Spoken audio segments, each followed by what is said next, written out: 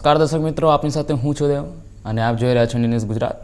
રાજ્યના મુખ્ય સમાચારની શરૂઆત કરીએ. એર ઇન્ડિયાનું ડ્રીમ લાઇનર વિમાન AI-171 અકસ્માતનો ભોગ બન્યું છે. આ વિમાન ગુરુવારે ગુજરાતના અમદાવાદમાં ક્રેશ થયું છે. વિમાનમાં 242 લોકો સવાર હતા. 241 લોકોએ જીવ ગુમાવ્યા.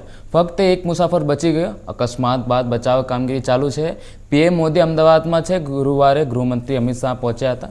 તેમની સાથે રાજ્યના મુખ્યમંત્રી પણ હાજર. આ સાથે પીએમ મોદી સિવિલ હોસ્પિટલમાં પીડિતોને પણ મળી શકે છે. વડાપ્રધાન નરેન્દ્ર મોદી સિવિલ હોસ્પિટલ પહોંચ્યા છે, જ્યાં દુર્ઘટનામાં ઇજાગ્રસ્ત પરિવારોને મળ્યા છે. પીએમ મોદી અમદાવાદ પહોંચ્યા છે. તેઓ સિવિલ હોસ્પિટલમાં ઘાયલોને મળશે. વડાપ્રધાન મોદી એરપોર્ટથી સીધા જ્યાં વિમાન દુર્ઘટનાગ્રસ્ત થયું છે તે સ્થળની મુલાકાત લીધી હતી.